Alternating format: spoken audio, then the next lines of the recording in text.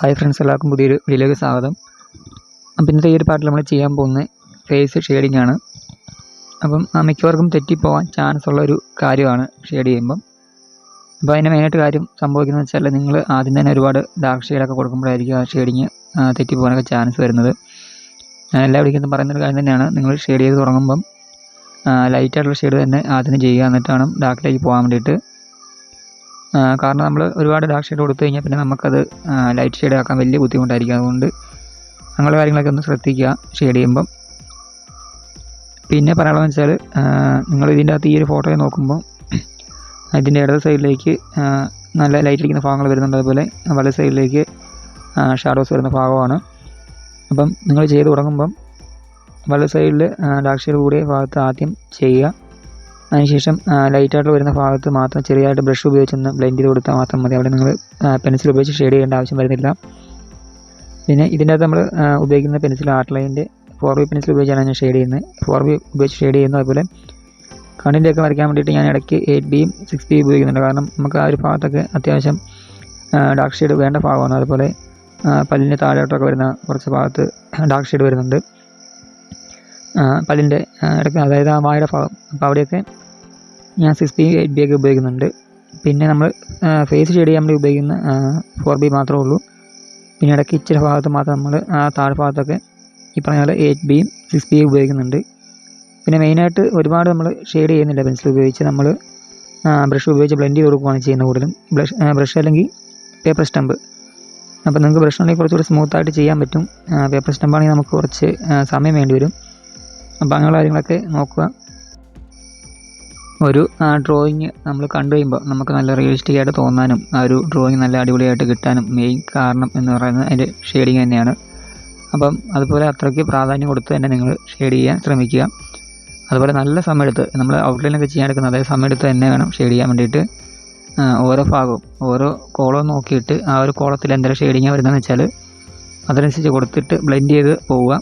ഈ പറഞ്ഞാൽ ആദ്യം ലൈറ്റ് ഷെയ്ഡ് കൊടുക്കുക, ഒരുപാട് ഡാർക്ക് ഷെയ്ഡ് കൊടുക്കാണ്ട് ഷെയ്ഡ് ചെയ്ത് പോകാൻ ശ്രമിക്കുക. അപ്പോൾ അങ്ങനെ കാര്യങ്ങളൊക്കെ പറയാനുള്ളൂ ഇതിനകത്ത് മെയിനായിട്ട്. പിന്നെ ചെയ്യേണ്ടതെന്ന് വെച്ചാൽ ഈ പറഞ്ഞ പെൻസിലിൻ്റെ കാര്യം. 4B മാത്രമേ ഞാൻ ഇപ്പോൾ ഇതിനകത്ത് യൂസ് ചെയ്തിട്ടുള്ളൂ. ഇപ്പോൾ നിങ്ങളുടെ ലൈറ്റായിട്ടുള്ള പെൻസിൽ ഏതാണോ ഉള്ളത് അത് യൂസ് ചെയ്താൽ മതി. ഇപ്പം നിങ്ങൾക്ക് 2B ഉള്ളെങ്കിൽ 2B പെൻസിൽ ഉപയോഗിച്ച് ഷെയ്ഡ് ചെയ്താലും കുഴപ്പമൊന്നുമില്ല. നമുക്ക് ഒരു ലെയറോടെ ചെയ്യണമെന്ന് മാത്രമല്ല, അതായത് നമ്മൾ ആദ്യം ഒരു ലെയർ ചെയ്യുന്നു, അതിൻ്റെ മുകളിൽ കൂടെ ഒരു ലെയറോടെ ചെയ്യേണ്ടി വരും. ചിലപ്പം കുറച്ച് സമയം എടുക്കുന്നത് മാത്രമേ ഉള്ളൂ, എന്നാലും കുഴപ്പമൊന്നുമില്ല. നിങ്ങളിൽ 4B നോക്കേണ്ട കുഴപ്പമൊന്നുമില്ല, നമുക്ക് 2B ഉപയോഗിച്ചാണ് ചെയ്യാം. പിന്നെ ഞാൻ കഴിഞ്ഞ ദിവസം പറഞ്ഞിട്ടുണ്ടായിരുന്നു നമ്മൾ ഷെയ്ഡിങ് പ്രാക്ടീസ് ചെയ്യാൻ വേണ്ടിയിട്ട് ഫേസ് തന്നെ വരച്ച് ഷെയ്ഡ് ചെയ്യണമെന്നില്ല. പിന്നെ ഞാനൊരു വീഡിയോയിൽ പറഞ്ഞിട്ടുണ്ടായിരുന്നു നമ്മൾ ഷെയ്ഡ് ചെയ്യാൻ വേണ്ടി, അതായത് ഷെയ്ഡിങ് പഠിക്കാൻ വേണ്ടിയിട്ട് നമുക്ക് ഒരു ഫേസ് തന്നെ വരച്ച് ഷെയ്ഡ് ചെയ്യണമെന്നില്ല. നമ്മൾ പെൻസിൽ ഒരു പേപ്പർ എടുത്തിട്ട് പെൻസിൽ ഉപയോഗിച്ച് നമ്മൾ പെൻസിൽ ചെരിച്ച് പിടിച്ചിട്ട് ഏറ്റവും ലൈറ്റായിട്ടുള്ള ഷെയ്ഡിൽ നിന്നും ഡാർക്കിലേക്ക് പോകാനുള്ള ഒരു പ്രാക്ടീസ് ചെയ്യുക. അതായത് ഇപ്പം ഒരുപാട് ഡാർക്ക്നെസ് ഉള്ള പെൻസിലാണെങ്കിലും ആ പെൻസിലിൻ്റെ ഏറ്റവും ലൈറ്റ് ഷെയ്ഡ് എങ്ങനെയാണോ അതുപോലെ നമ്മൾ പെൻസിൽ കൈ പിടിച്ച് ചെയ്യാൻ പഠിക്കുക. അതുപോലെ ഇപ്പം നിങ്ങൾ ഏറ്റവും ലൈറ്റായിട്ടുള്ള പെൻസിൽ, അതായത് ഗ്രേഡ് 2B 4B അങ്ങനെയുള്ള പെൻസിലില്ലേ, അപ്പോൾ ആ ഒരു പെൻസിൽ ഉപയോഗിച്ചാണെങ്കിലും നമ്മൾ ഡാർക്ക് ഷെയ്ഡ് നമുക്ക് കൊടുക്കാനും സാധിക്കും. അത് പെൻസിൽ ഇച്ചിരി അമർത്തി പിടിച്ച് ചെയ്യാനും നമ്മൾ പ്രാക്ടീസ് ചെയ്യുക. അപ്പോൾ അങ്ങനെയുള്ള പ്രാക്ടീസ് ചെയ്താൽ നമുക്ക് പിന്നീട് ഒരു ഫേസൊക്കെ വരച്ച് ചെയ്യുമ്പോഴത്തേക്ക് അതിൻ്റെ ഷെയ്ഡിങ് ഒക്കെ നല്ല ഈസി ആയിട്ട് ചെയ്യാൻ സാധിക്കും. പിന്നെ ഡ്രോയിങ് നല്ല രീതിയിൽ പഠിക്കാൻ താല്പര്യമുള്ളവരൊക്കെ ഒരു ദിവസം നിങ്ങൾക്ക് കുറച്ച് സമയമുള്ളെങ്കിലും കുഴപ്പമില്ല, ആ ഒരു കുറച്ച് സമയം നിങ്ങൾ ഡ്രോയിങ്ങിന് വേണ്ടി മാറ്റി വെക്കുക. എന്നിട്ട് ആ ഒരു കുറച്ച് സമയത്ത് നിങ്ങൾ ഇഷ്ടമുള്ള ഒരു ഫോട്ടോ സെലക്ട് ചെയ്യുക, എന്നിട്ട് അത് നോക്കി വരയ്ക്കുക. അത് ഫ്രീ ഹാൻഡായിട്ടാണെങ്കിൽ ഫ്രീ ഹാൻഡായിട്ട് നിങ്ങൾക്ക് വരയ്ക്കാം, അല്ലെങ്കിൽ ഗ്രിഡ് മെത്തേഡ് ഉപയോഗിച്ചിട്ടാണെങ്കിൽ വരയ്ക്കാം. നിങ്ങൾക്ക് ഏത് മെത്തേഡാണ് യൂസ് ആകുന്നത് അല്ലെങ്കിൽ എളുപ്പം തോന്നുന്നത് ആ ഒരു മെത്തേഡ് ഉപയോഗിച്ച് തന്നെ പ്രാക്ടീസ് ചെയ്യുക. ഇപ്പോൾ ഞാൻ നേരത്തെ പറഞ്ഞാൽ നിങ്ങൾക്ക് അല്ലെങ്കിൽ ഫേസ് ഫുള്ളായിട്ട് വരയ്ക്കാൻ പാടാണെങ്കിൽ ഓരോ പാർട്സായിട്ട് വരയ്ക്കുക. കണ്ണ്, മൂക്ക്, അങ്ങനെ ഓരോ കാര്യങ്ങളും വരച്ച് പഠിക്കുക. നിങ്ങളൊരു ഫോട്ടോ സെലക്ട് ചെയ്യുവാണെങ്കിൽ ആ ഫോട്ടോയിൽ തന്നെ കണ്ണ്, മൂക്ക്, അങ്ങനെ ഓരോ കാര്യങ്ങളും സെലക്ട് ചെയ്ത് തന്നെ വരയ്ക്കാൻ പഠിക്കുക.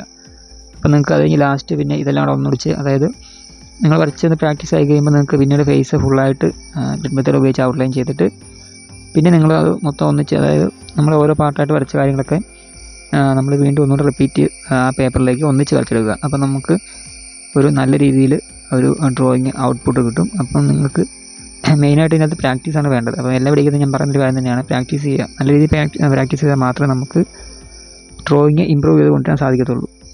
പിന്നെ എൻ്റെ ഡ്രോയിങ് വീഡിയോ കണ്ടിട്ട് നിങ്ങൾക്ക് യൂസ് ആകുന്നുണ്ടോ കാര്യമൊക്കെ ഒന്ന് കമൻറ്റ് ചെയ്യുക. പറഞ്ഞാൽ നിങ്ങൾ നോക്കിയിട്ട് വരച്ച് നോക്കുന്നുണ്ടോ എന്നുള്ള കാര്യമൊക്കെ ഒന്ന് കമൻറ്റ് ചെയ്യുക. പിന്നെ വരച്ച പീസ് ജസ്റ്റ് എനിക്ക് അയച്ചു തരാൻ പറ്റുമെങ്കിൽ ഇൻസ്റ്റാഗ്രാമിൽ എനിക്കൊന്ന് അയച്ചു തരിക. അപ്പോൾ മിക്കവരും എനിക്ക് അയച്ചു തരാറുണ്ട്, എൻ്റെ വീഡിയോ കണ്ടിട്ട് വരച്ചതെന്നൊക്കെ പറഞ്ഞുകൊണ്ട് എനിക്ക് അയച്ചു തരാറുണ്ട്. അപ്പം മിക്കവരും ഈ പറഞ്ഞ നല്ല രീതിയിൽ വരച്ചിട്ട് തന്നെയാണ് എനിക്ക് അയച്ചു തരാറുള്ളത്. അപ്പോൾ ഞാൻ അവരോടൊക്കെ പറയാറുള്ളത് വീണ്ടും വീണ്ടും പ്രാക്ടീസ് ചെയ്യുക. പ്രാക്ടീസ് ചെയ്താൽ നല്ല രീതിയിൽ നിങ്ങൾക്ക് ഇമ്പ്രൂവ് ചെയ്ത് വരാൻ സാധിക്കും, നല്ലൊരു ആർട്ടിസ്റ്റായിട്ട് മാറാൻ സാധിക്കും. വീണ്ടും വരയ്ക്കുക എന്നൊക്കെയാണ് ഞാൻ അവർക്കോട് പറഞ്ഞു കൊടുക്കാറുള്ളത്. കാരണം അവർക്കൊരു കഴിവുണ്ടെന്ന് നമുക്ക് മനസ്സിലാക്കി നമ്മൾ തീർച്ചയായും അവരെ സപ്പോർട്ട് ചെയ്യുക. അപ്പം കുറച്ചുകൂടെ അവർക്ക് നല്ലൊരു മോട്ടിവേഷൻ കിട്ടുകയും ചെയ്യും. അവർക്ക് കുറച്ചുകൂടെ നല്ല രീതിയിൽ ഡ്രോയിങ് ചെയ്ത് നല്ലൊരു വളർന്നൊരു നല്ലൊരു ആർട്ടിസ്റ്റായിട്ട് മാറാൻ സാധിക്കും.